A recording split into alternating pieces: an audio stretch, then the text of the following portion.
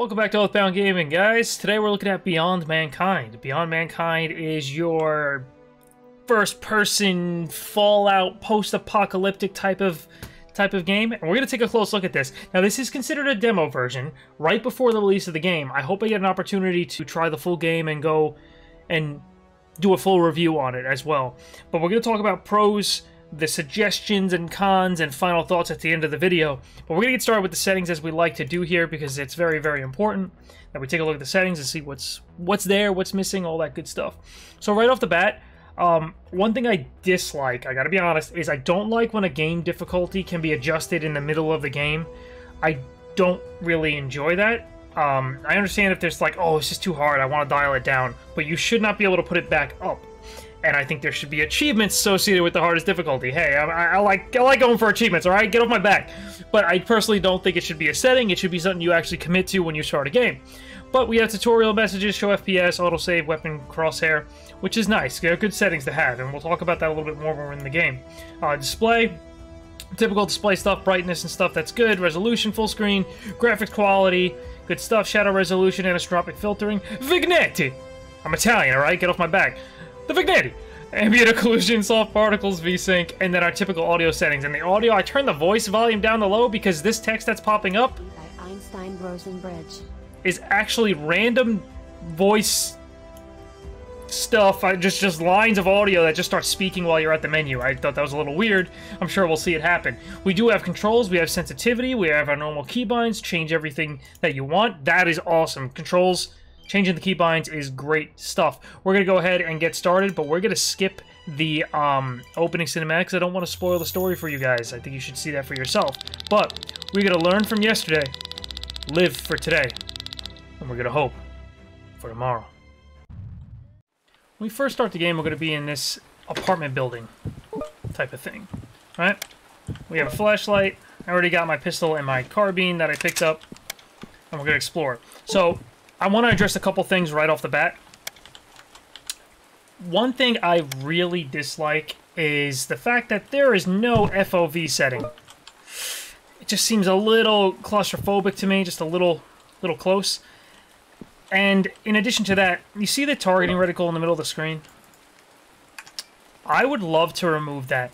Kind of like remove it with, I'm talking about the crosshair. Like, you ever play Metro, where you can remove the entire HUD, stuff like that? I would love to remove this, right? So you're thinking, well, weapon crosshair, just uncheck that.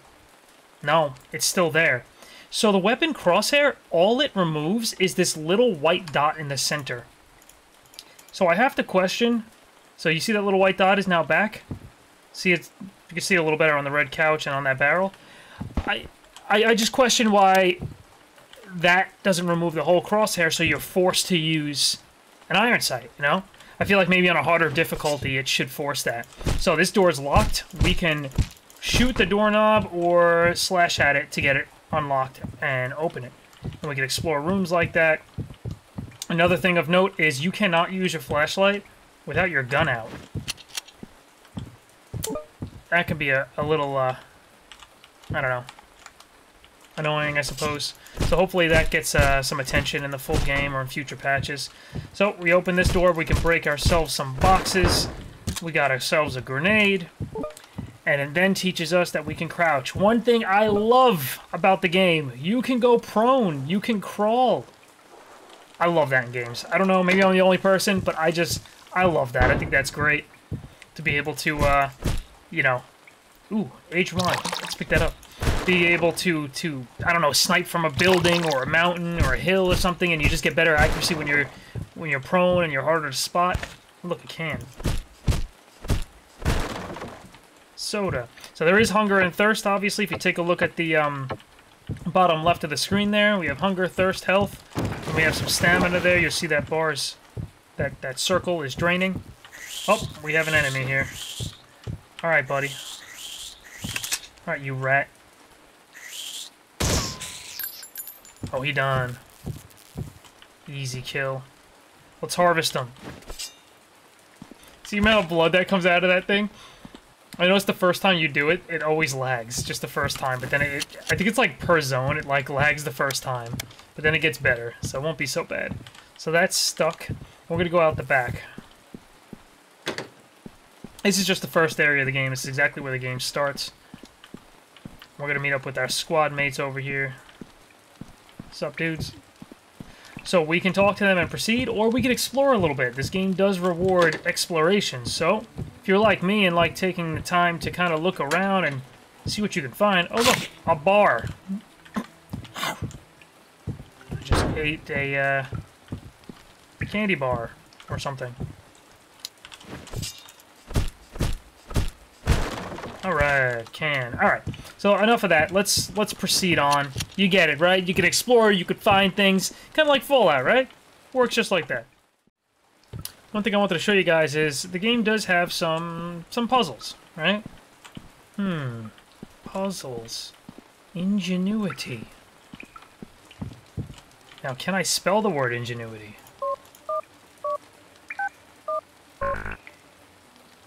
No, I can't. What did I type?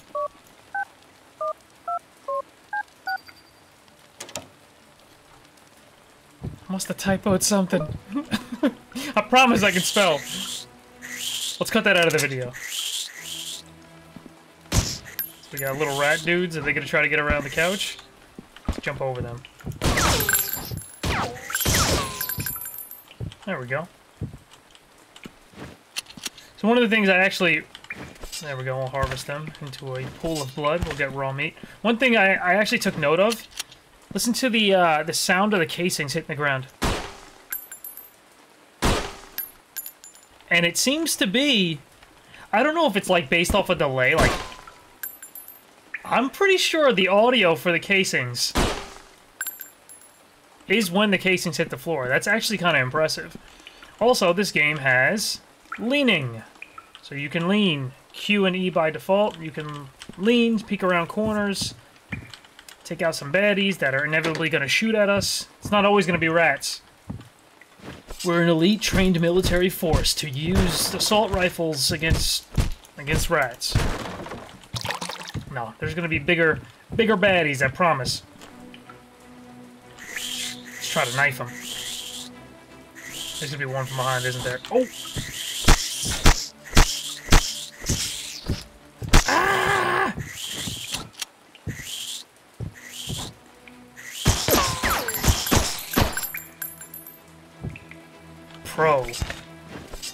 Pro rat killer.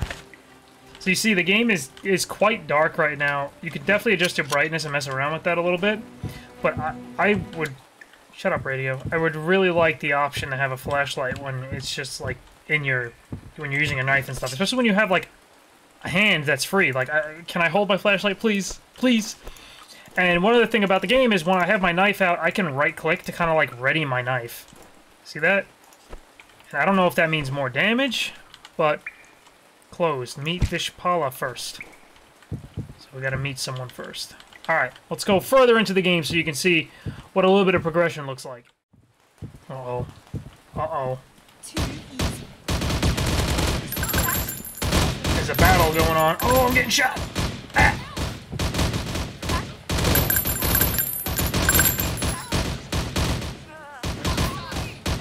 Yeah, I don't think my fists are gonna work in this situation. Also, I have no ammo. Grenade! I'm pretty sure that grenade fell short. Oh no, I got him! So the next section of the video, and yes, I did change my shirt. The next section of the video is about leveling up. What happens when you level? So, level up, you complete quests, completing quests and gaining experience will allow you to level up. Simple, right? With each new level, you earn 40 perk points that allows you to invest in skills. In order to do this, you have to have enough perks. Alright, let's go. Okay, so we have 41 perk points here, as you see, right? Now we're going to look at different things here. So you see we have our strength, constitution, agility. We're going to click on skills here. So learning skills. We can spend our perk points here, again, still 41 at the top, and we can level them. So increase agility by 1, constitution, strength, effectiveness in close combat. So if you like melee, there you go. Range combat. Cognition, perception, and eloquence. And there's a minimum level needed, as you can see, level 3. And I am only level 2 right now, but we're going to go back there anyway, and we're going to say we want agility. We're going to learn that. So we will learn that bad boy. Now we get an increase to agility, constitution, But as you can see, the perk points are back down to 1 because these cost 20 each. They're expensive. And the stats, like what they do, is described right here. I mean, I know my webcam's gonna block a little bit. Like agility. So it improves combat initiative and stamina. It also extends the time before one experiences the negative effects of not sleeping. And what I do, Constitution. Measure how resilient and sturdy a person is. It adds health points and resistance to damage, as well as increasing the regenerative health rate. On the other hand, it hastens hunger and thirst, since a strong constitution requires more food and water. Oh no. Oh no. So there are some bosses in this game, and we're about to face one. Now, one of the problems I have is mid-combat, there's no way to heal yourself. So you have to go in your inventory and heal yourself through the bag. And the problem here is you can still get hit while you're in this bag. So there's still actions occurring. So I'm going to go ahead and heal myself up right now. And I got this short rifle here, which I'm going to definitely need to kill this dude. Problem is, I can't use a flashlight while that rifle's out. So it gets pretty dark in this room. We are going to pull our pistol out because I can use a flashlight with this. And then the boss kind of just spawns in there a little bit. It definitely needs a little bit of work on the spawning mechanism so it doesn't look so bad. But this dude, like, locks onto you no matter how you move. He, like, locks onto you with, like, a homing spit, like that. So it's a little strange. I definitely had some questions about that, that design. It's like you can't avoid the damage at all. And the strategy here is to do as much damage as possible, as quickly as possible, without needing to heal, ideally. But I do have a heal that I can quickly hit tab to use as quick as possible. It's just very strange that, like, there's almost no strategy to the boss. He should spawn in a second, but it's very dark. There he is. If I throw a grenade out, it might be enough damage. Oh, there we go. He's dead. So I killed him pretty quick with the grenade. It's just, for a boss fight, you'd expect a little bit more strategy, I guess. So I definitely would like to see that improved. I harvested the corpse for raw meat, but I don't need it. I have too much, I think. But there are some weird creatures, as you can see. It's not just humanoids or anything of the sort. You do get those weird aliens and creatures that are just strange. I really, really wish there was a way to change your items, like change what numbers they're equipped to, put the heals on a number, change the short rifle from number 7 to like number 1 if I wanted to do that. But as you see, it's like fists, flashlight, knife, club, pistol, short rifle, 1, 2, 3, 4, 6, 7. I don't really like that my guns are on the later numbers, like 6 and 7. I'd rather have them as 1, 2, 3, 4, because it's like what you're going to use more often, right? But you can't rebind that. You can't change the guns, like, attachments, put a flashlight on here or something. So the game definitely does have a little bit of work, I think, in that type of category. A little more customization and a little bit more of... trap activated. I walked into a trap. A little bit more of... like I said, customization options and ways to make the game work for you, like field of vision, right? Don't move. That's very important. I don't plan to kill you. Don't move. Unless you do something stupid, of course. So this, I wanted to show you this part as well, because you do get this, options in dialogue that could greatly change how interactions occur. My dog barks better than you. I'm not here to see false bravado. Secutor, codename Hope 79 of the 2nd generation. Or at least that's what I was before I was discarded. You can call me Secutor. Voice acting, right? I know I commented on this before. This is not bad. This voice acting is actually pretty decent. And I definitely respect good voice acting. Do you believe everything they've told you? The 2nd generation was the best. It had all possible genetic enhancers.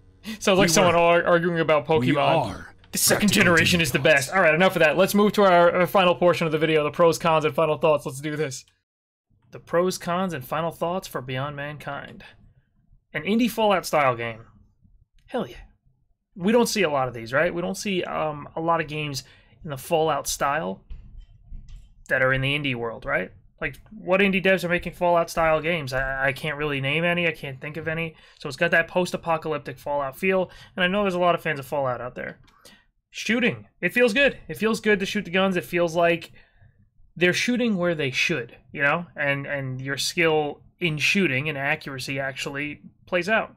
So it feels good to shoot guns, which is, in my opinion, one of the most important things about these style of games. Secrets. Exploring is rewarding. You can go prone, crouch, you can crawl under some stuff, and like the rocks in the cave area, you could find some loot and ammunition and stuff hidden on the outskirts a little bit if you actually are perceptive enough. That's also a stat in the game, perception. But you don't need perception to find secrets. I'm just saying. The story is quite interesting. I didn't expect it to actually pull me in, but it did. That, along with the really, really good voice acting, helped kind of, you know, deliver the story. It did a good job, and I'm quite interested to see the ending of this game. Cons: no FOV and no plans to add it. That's a big one.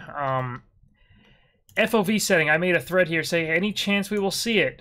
Unfortunately, the camera view is a key part of our story, and therefore we don't consider it for the moment.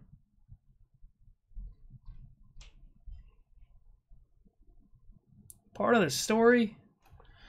Guys, I gotta give you a little bit of tough love here, but I'm not buying that. I'm not buying that. Like, let's be real. FOV is going to be one of your biggest complaints, in my opinion. That's probably going to be the biggest complaint you guys get in your reviews, is there is no FOV setting. And like I said, I'm trying to give you some tough love here. I try not to bash games too much, but this game needs it. It is my biggest con for the game, and it desperately needs it, especially when you're moving your camera and your gun's got like a sway to it a little bit. It can get a little almost nauseating for some people. I can imagine it being the main reason why someone might not buy the game is no FOV, I'm not buying it. That's going to be a likely thing that you see, and I really hope you reconsider that and allocate some development time to get that added, because that is very important. No option to rebind guns to specific keys. Like I showed you guys, like 1, 2, 3, 4 is like your melee stuff, your flashlight, your fist, and your more important equipment is on the later keys like 7, 8, 9, and you can't rebind those. So it's just a little questionable to me.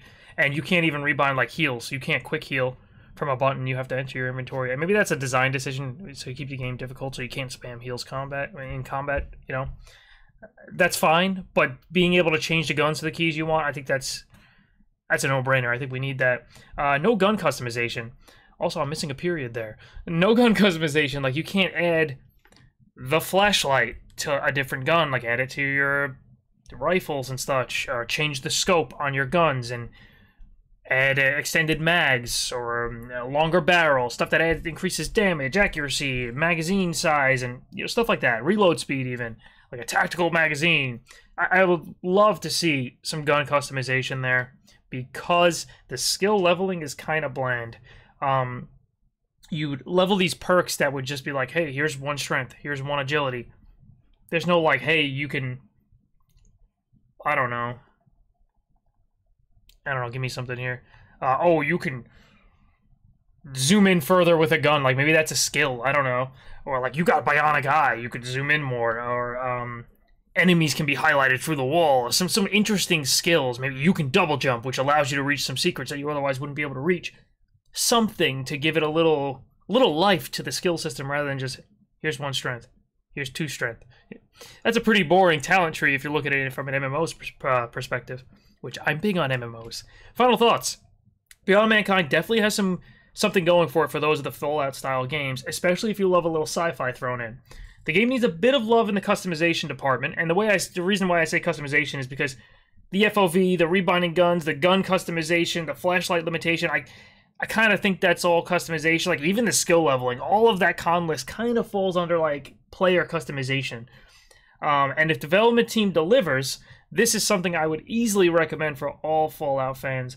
I look forward to the future development of Beyond Mankind, and that's the truth. I'm going to keep my eyes on this game, and I want to jump into the full game, play the game all the way to the very end, and do like a second review on this game, especially if it gets some love and patches, because this game, there's few like it. There's few like it out there in the indie style of something like this. So I really look forward to it. And like I said, the story it's kind of pulling me in there. I want to see the end of the story. I want to play it all the way through. So I hope you guys enjoyed this first look at Beyond Mankind. And if you did, throw us a sub. And I will catch you guys in the next video. Skit!